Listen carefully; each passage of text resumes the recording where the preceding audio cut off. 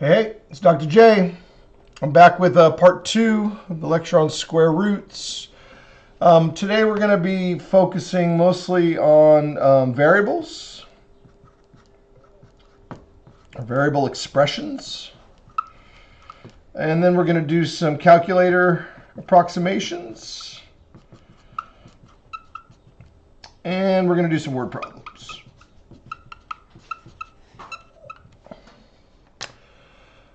Now, I'm going to take these a little bit different order than you might see them in the homework assignment or in the lab. The order that we do them really doesn't matter. I want to do the variable expressions now. Get those out of the way. We won't need the calculator for any of those, so we'll put that away. And then we can kind of group these two together. The word problems and then using the calculator kind of go hand in hand. So it's probably better to take them in that order. So with variable expressions, I want to have you recall that we have a formula for simplifying the square root of x to the m. Well, let's do the basic definition. The square root of x squared is the absolute value of x. Yeah. Now remember, the absolute value of x has two possibilities. This would be equal to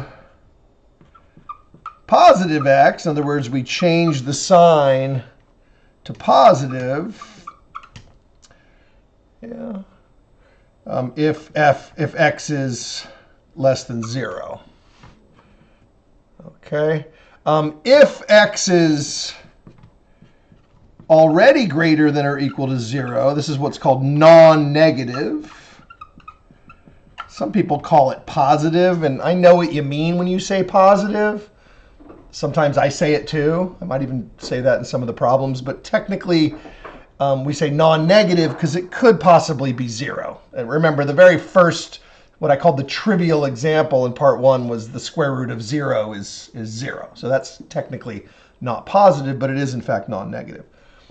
Okay, and so if the x is possibly negative, then you have to use the absolute value bars to ensure that it's a positive value. Otherwise, you can remove the absolute value bars if not. Okay, and then I want to point out the general form.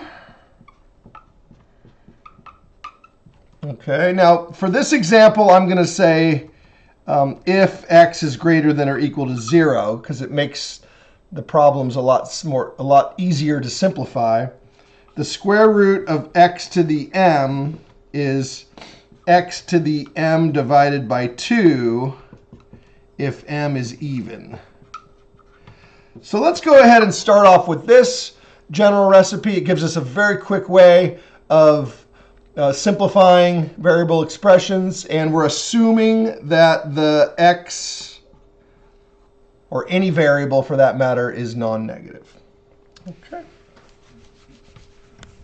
You might notice that the square root of x squared, if you want to just think about it mentally before I erase this, this is the same as x to the 2 over 2. Yeah. So this is a specific even number, 2. But I'm going to be doing it for lots of different even numbers. All right. So I'll go ahead and start my numbering over again. So this is example 1. Simplify. Assume all variables are non-negative. Real numbers.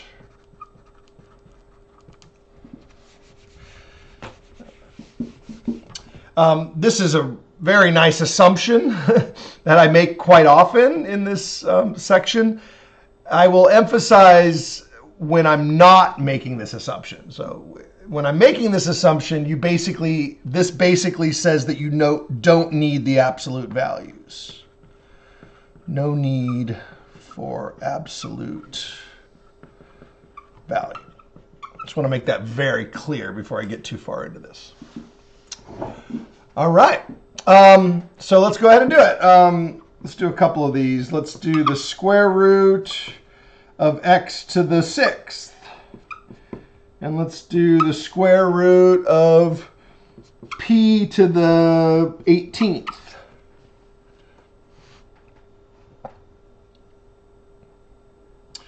Well, these will be very straightforward. X to the 6th divided by 2. No need for absolute values, so this would just be x cubed, or x to the 3rd power. There you go. You really could just do this with mental math. You can, oftentimes as you're moving forward, you'll just jump right to here. Okay, so you want to try that on this one? P to the 18th divided by 2 is p to the 9th. Done. Yeah. Make sure that you remove the radical, all right? Because essentially the radical symbol acts like dividing the power by 2. Divide the exponent by 2. Really, is that simple? Yeah. Well, that's because I'm setting them up so that they all have nice even powers. They get a little more complicated. Let's call this one example 2.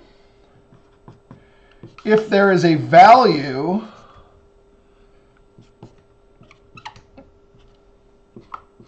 called a coefficient, if you have that, then you have to be a little more careful.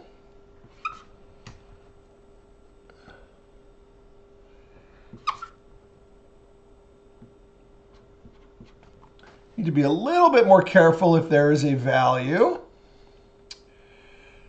because the value in the front called the coefficient, you're not going to divide it by 2. All right, it's only the exponent that gets divided by 2. So I want to actually show you how this works by splitting them up. The coefficient, the number in front, 49, that's just an ordinary square root. So that one will become 7. But I like to break them up. And then the variable has its own special property. Yeah, the power is even. So the 49 becomes 7. But then the 20 becomes 10. All right. So when you take a square root of a variable with an even exponent, you divide it by 2. When you take a square root of a coefficient, you just take its square root. So that becomes 7. Okay. And again, you can do a lot of this with mental math. You can just read the question and just jump straight to the answer once you've got the idea. So let's do that here. The square root of 9 is 3. And then y to the 14th, divide that by 2, becomes y to the 7th. And that's it.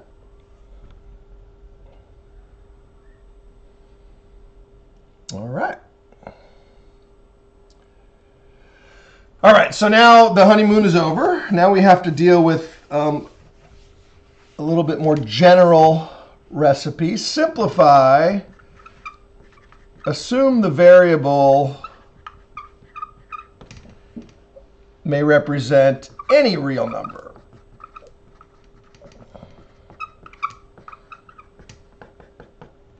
I'll just write the word number. All right. Variable, there we go. So again, now I'm assuming the variable may represent any real numbers, so you need the absolute value bars in some cases. Let me show you the case in which you would need them. So suppose we have the square root of x to the 6th. Now, again, if I said the variable was positive, you could just say x to the 3rd. Yeah. But because it could be any real number, this could possibly be negative. And so you're going to need the absolute value bars on it. All right. So the answer would be, or the simplified result would be the absolute value. I'm going to go ahead and write it a little cleaner. Absolute value of x to the 3rd. So what the absolute value bars do is they ensure the result is now positive. Or actually non-negative. We sometimes use those words interchangeably. All right. Let's try this one. The square root of x to the 16th power. All right. So again, that would be x to the 8th, dividing the power by 2. And again, you got to be careful because the square root of 16 is 4. Yeah. But because the 16 is an exponent, not a coefficient, we take it in half. We divide it in half. So we're going to need the absolute value bars. Yeah, but since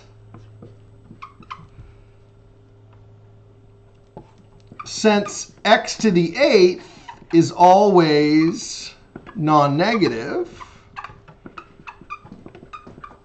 we may remove the bars if the power is even. So let me explain this one more time before I erase it. When you assume that the variable can be any real number, you put the absolute value bars. All right. If the power is now odd in the final answer, you must leave the absolute value bars, right? Because an odd power could possibly be negative, right?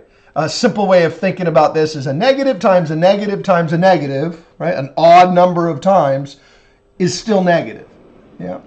However, if when you put the absolute value bars, the power is even, because an even number of negatives, right? Negative times a negative times a negative times a negative 8 times would still be positive, right? It would automatically be positive. Right? Just think of, negative 2 times negative 2 times negative 2 times negative 2. If you did that 8 times, you would end up with a positive number. Right? That goes way back to the first lesson on the multiplication property of negative numbers. All right? So if the power is negative, if the power is even, the absolute value bars are no longer necessary. We may remove them, and the answer is just x to the 8th. Okay. So that's the most general form. The last thing that we would need would be, actually this is example 3, isn't it? Yeah. This is example 3. I'm getting off target here for a second. We're going to go on to example 4.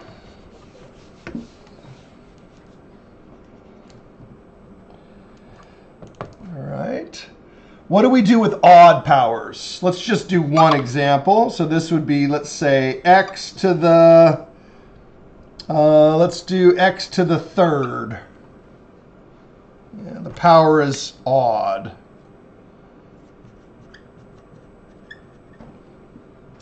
Okay. And I'll just do one part for this one. So if we have an odd power, that general rule doesn't work very well. Okay, so we need to break this up into 2 parts. X to the 3rd is equal to x to the 2nd times x to the 1st. All right. And you may omit the 1 when you say x to the 1st. You can just say x. Yeah. X is the same as x to the 1st. It means the same thing. All right. So I'm going to go ahead and omit the 1 here and just write that as x. And now I'm going to break this up. Square root of x squared times the square root of x. Again, I'll probably end up omitting that dot in a minute. In fact, you can omit it now if you want, but I'm going to leave it there until the very last second. And now it says, assume the variable may represent any real number. So this means I need the absolute value bars. All right. Now, x could possibly be negative because it says any real number. And so I have to leave the absolute values. I cannot remove them. All right. But this one is stuck. Yeah. Sometimes we refer to that as the leftovers, or the oddball. So it ends up staying inside And I'm going to go ahead and omit the dot, and there's your final answer. So it's the absolute value of x times the square root of x. And again, I omit the dot because the multiplication is implied by the symbols. All right. Well, I'm just going to do maybe one more of these variable expressions, and then we'll move on to the calculator approximations and the word problems. I don't want to ruin it for your next algebra class. You're going to have, this is just the sort of introduction to square roots, just to kind of get you into the game a little bit. It gets better. There's more applications, more techniques that you'll have to learn in your next algebra class. I'm just basically taking you right up to the gate and then moving on to something else. All right, let's do one more. Simplify. And this time I'm going to make it a little bit easier by assuming the variables are non-negative. Represent non-negative real numbers. They're also known as positive or possibly zero. Okay, I guess we'll do two parts for this one since these ones are a little easier. Let's do the square root of x to the 9th and the square root of x to the 15th.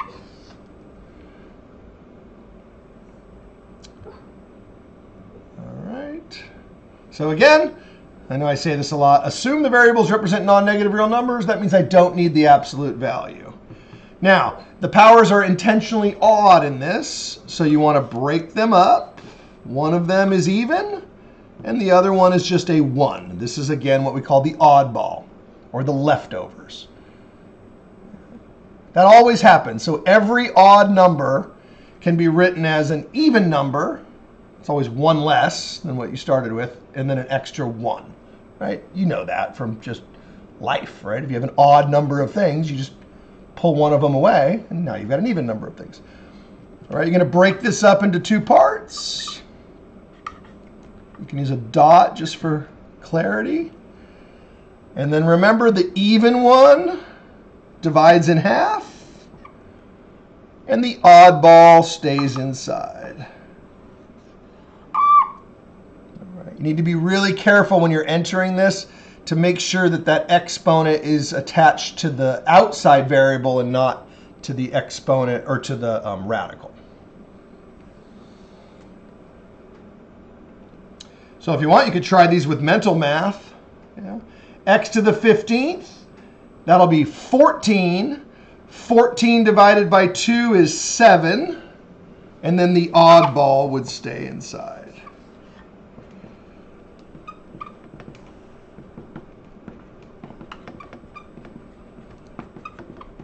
All right, so if you like mental math, take the odd power, subtract 1, divide it by 2, and that gives you the outside power, x to the 7th, and then leave always a single x inside the radical. All right, that's enough with the variables. I teach more advanced levels of algebra in which we draw graphs. We include multivariables like x and y and p and q and t. We do more applications of adding and subtracting and multiplying and dividing and things like that. But I don't have time for that. We're done with chapter 5. I just need to get to the calculator problem. So I got my calculator, and we're going to do some word problems. All right, so we're going to use our calculator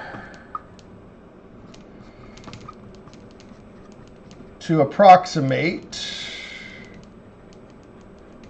round to the nearest hundredth.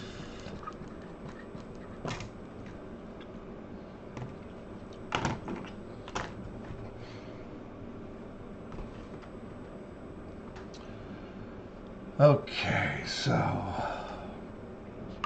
here's some radicals that are not perfect. Square root of 2, square root of 3, square root of 5. They are not perfect squares. Okay. So we're going to use our calculator. Now, by the way, before I even use the calculator, you can sort of think about what we did in the last section. The square root of 2 is a little bit bigger than 1, yeah, but smaller than 2. Right? It's between 1 and 2. Yeah? And you can think why, because the square root of 4, again, I'm just mentally arguing this, the square root of 4 is 2. Yeah? And the square root of 1 is 1. So this number should be somewhere between 1 and 2. So here's the symbol for approximately. You hit 2, and then hit the square root button. There's various types of calculators. I'm just using an old-fashioned, this is a calculator typically used for doing bills. Go out to 3 decimal places first. Again, I'm reviewing here. So when I say nearest hundredth, that means the 3rd decimal is the dictator. Remember this? Yeah. All right. And since that dictator is less than 5, we're going to throw it away. And so the answer is 1.41. All right. You know how to do this. We've done this a lot. So let's try square root of 3. Approximately 1.732. Your dictator is the 3rd decimal. It's less than 5, so we're throwing it away. And so it's 1.73. So both of these are decimal approximations, between 1 and 2. Yeah, less than 2, but greater than 1. All right, square root of 5. Well, 5 is bigger than 4. Yeah. The square root of 4 is 2. So this should be approximately 2 point something. So you can kind of think about it in your head, but in case you make some calculator errors. So the square root of 5 is 2.236. And the decimal keeps going, but since we're doing hundredths, we look at the 3rd decimal place, and that's your dictator. This one is bigger than 5, so we're going to round that one up. I'm going to add 1 to the 3, throw away the 6, and we're going to get 2.24. All right. If you plan on taking more math, hopefully you do. Most of you need at least one college-level math class. These are so common, they come up so often that you might as well just memorize them. They really do. I mean, 1.41, 1.73, and 2.24. Maybe I should do one more of maybe some larger numbers before we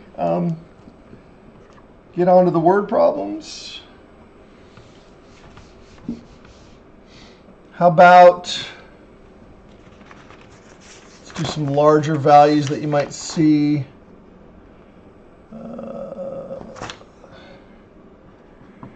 Square root of 12, square root of 20. That's enough. I'm running out of room here. So. And basically, you can do this with any value that's not one of the ones you memorized, right? If it's not perfect. So anything that's not 1, not 4, not 9, 16, 25, 36, 49. Right, at the beginning, I told you to memorize. I recommended that you memorize up to about, 225 or something. These are ones that I typically don't have memorized. I only memorize the decimals for the small numbers, so I honestly don't know what these are until I do them. Square root of 12 is 3.464, and then we would throw away the 4 and just say 3.46.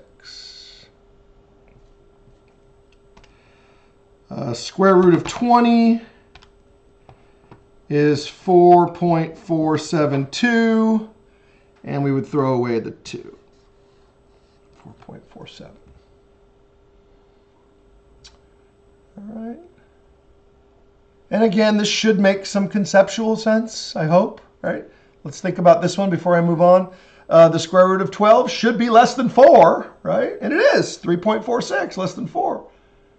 Why less than 4? Well, because the square root of 16 is 4.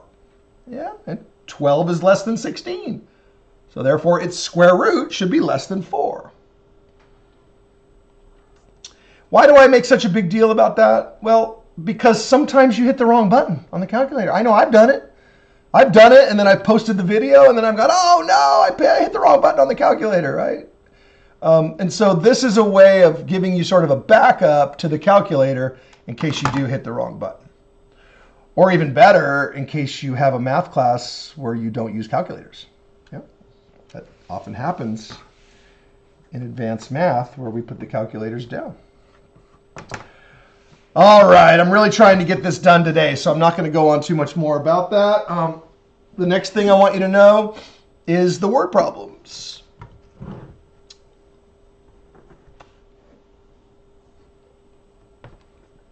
Oh, before I do the example, here, let me erase that.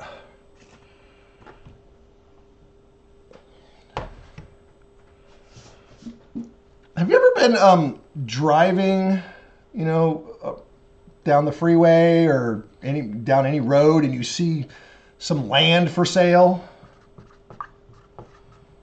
And you see a sign that says land for sale, right? 34 acres. All right, you'll see a sign like this, So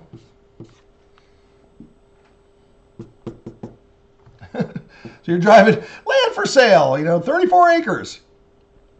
Unless you're a farmer, or unless you've grown up, in the wilderness or something, you might not have a good idea of what an acre actually is. What is an acre? All right. Now, not all land is a perfect square, but a good way of understanding this area, because that's what an acre is. An acre is a definition of area, is to think of a square.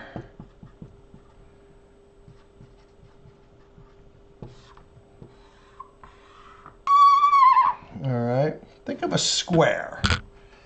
And again, I'm idealizing a little bit because obviously not all land, is going to be divided up into perfect squares. But when you're thinking conceptually about what an acre is, you can think of 1 acre as being just a big square of land, right? Now, what do we know about that square? 1 acre, the length of the side,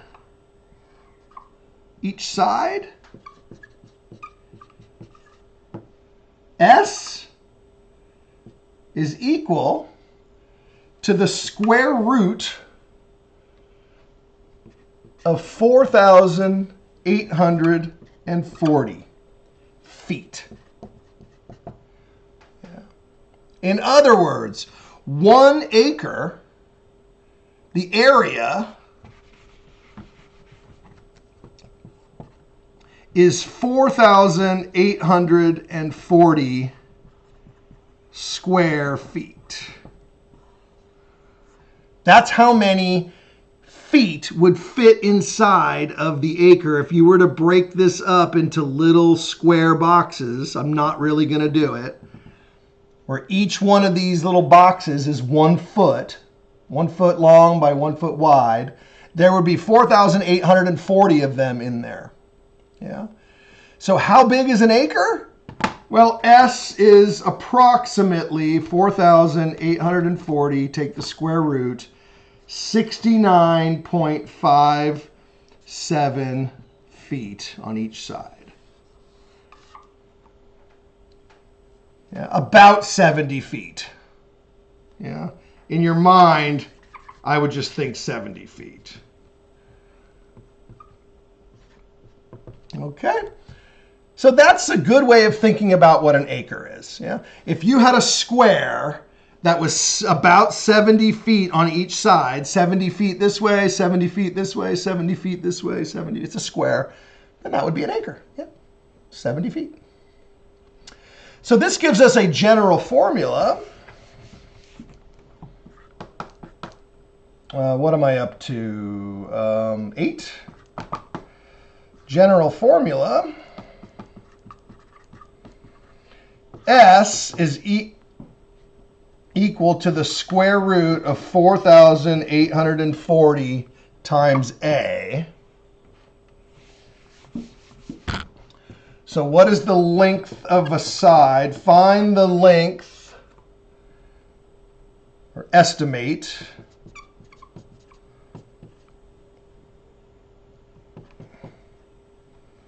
estimate. Let's go ahead of each side of a parcel of land that is 34 acres. And let's go ahead and round to the nearest tenth.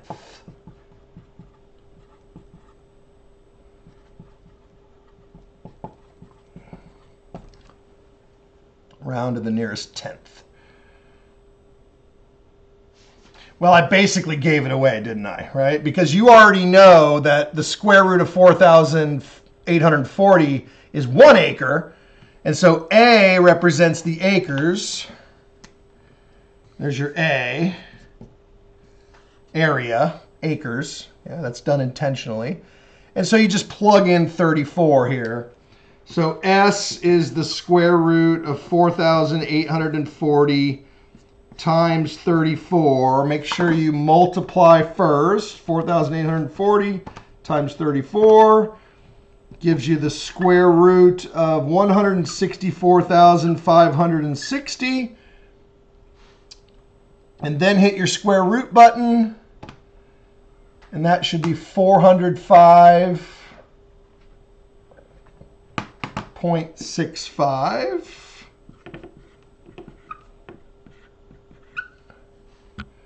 All right, this time I'm rounding to the nearest tenth. So my dictator is the second decimal place. That's the 5. So that's going to be approximately 405.7 feet.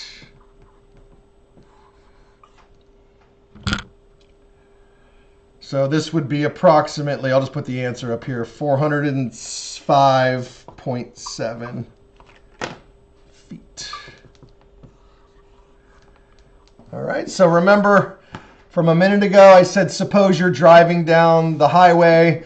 You know, you might see it out there on the side of the 10 or maybe off to the side of the 62 or something. And you see a sign that says 34 acres for sale. And you're wondering, how big is 34 acres? Well, now you know. It's basically a big square of where each side is 405 feet. Yeah, 405, 405. Now, again, I'm idealizing, but I'm going to move on to something else. If you're thinking about land, you always think of it as a big square. But of course, in reality, when you get out there, it might not be a perfect square. It might be, rectangle. Could be some sort of irregular polygon shape or something. But I'm in a nice idealized way of thinking of land. It's a grid, a bunch of squares. All right, enough with the land application. This problem probably is a childhood unresolved issue. I don't know about you, but when I was a little kid, I would sit in the back seat of my parents' car and ask all sorts of questions. And sometimes I got, satisfactory answers, and other times I didn't, and I had to do a little bit more investigation. And this was one of the questions I would often ask. Mom, how big is an acre? And I don't know, Leif, shut up. Needless to say, in the 1970s, we didn't have the movie players in the car, or the laptop, or the Game Boys, or the iPhone, or anything to entertain us. So me and my brother were basically entertaining each other with, what we could see out of the window of the car. How about this one, a falling object? Use the formula. No, you don't necessarily have to memorize this one. Use the formula. I might make you memorize it in my next class. T equals, sorry, I got the letters backwards. T equals the square root of h over 4 to estimate the time required for an object. It doesn't really matter what object it is to fall h feet. All right, so this is the falling object problem. In other words, suppose you have, here's the ground, right? And you have something that's h feet high, yeah, and something falls off the top of an h foot high cliff or something like that, or a building or whatever. So if it's falling h feet, the time it would take to hit the ground is the square root of h divided by 4.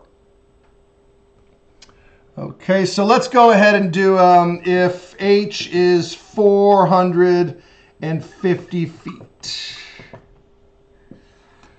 All right, so we're going to drop something from a cliff that's 450 feet tall. How long does it take to hit the ground?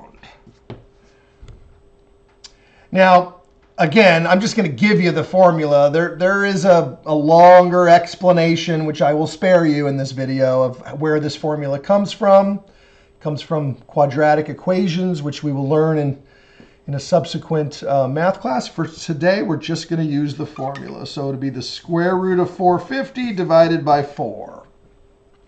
And you can do the entire problem on your calculator. 450, make sure you do that first. Hit the square root. So that's going to be 21.213 divided by 4. Divided by 4, I just keep it on my calculator, and I get 5.30. Let's round to the nearest tenth again. So throw away the 0, and it would be 5.3 seconds. We're omitting the 0. And that's pretty accurate, yeah? And the object we're assuming is falling. It's not flying, and we're negating wind, so it doesn't have wings or anything like that. So pretty much a rock, a ball, a person, presumably, would fall 450 feet in about 5 seconds. Okay. I don't know what else to say about that. Just put that formula away, and I can tell another story if you want. It's kind of fun. If you're ever out, hiking or something like that, you're maybe go out to the Indian canyons, or maybe out to the ladder canyons or the painted canyons out off I-10. You're hiking, you hike up the top of a really high cliff. As long as you've got a nice clear view so that you can see when it hits the ground, and you have your iPhone with you or your watch or something, and you time it, to be about 5 seconds, because we could just ignore the 0.3. About 5 seconds is approximately 400 feet. Yeah. You could actually kind of play this backwards. Plug in different values for t. Yeah. Plug in 1 second. Probably, if you're out hiking, you're just going to be counting whole seconds, right? You're not really going to do half a second. So, 1 second, 2 seconds, 3 seconds, 4 seconds, and you can kind of get the idea of how this works, right? You can estimate how far down something is by timing how long it takes for it to hit the ground. If I talk much more about this, I'm going to have to start teaching you quadratic equations, which is not part of this course. So I'm going to go ahead and stop there with this example, and I will end with example 10. Traffic accident. Yeah. See a lot of commercials on TV. Are you in an accident? Call 1-800, you know. The speed of a car is called the velocity.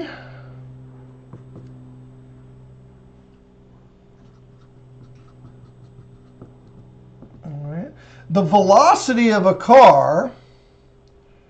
Now, we make lots of assumptions here. You know, how fast the car was moving right before the accident. It's assuming the road is not wet, that it's smooth pavement, right? So not wet, smooth pavement. Yeah, so there are some assumptions. It's not a dirt road, it's not gravel, and it's not wet. In general, there's a general formula when they're investigating accidents that the speed of your car can be determined by the length of a skid mark. And it's the square root of 24L, where L is the length in feet of a skid mark. All right. So again, you got the cars going like this. It stops. I know I don't really need to draw the picture. That's a terrible picture. Here, let me try. All right, and then it leaves this skid mark. That's L. Yeah. And so the skid mark is L feet long. Then you can determine how fast was the car going. Right? When it hit whatever it hit, right? Maybe it hits another car.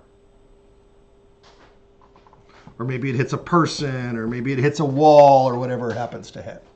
Okay? And, you know, I've actually looked this one up. This is not just in the math book. I was a little bit curious. I'm like, do they really use this formula? And so I did a little internet Googling, and it turns out, if you do the research, that this is the formula that the investigators will use when they're approximating how fast. So you end up going to court, and they say, well, you know, we don't know how fast you're going, but we can use this formula to determine the length.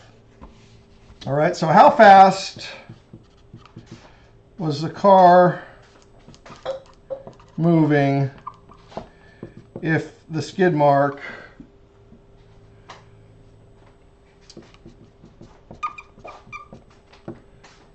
is, what do we got?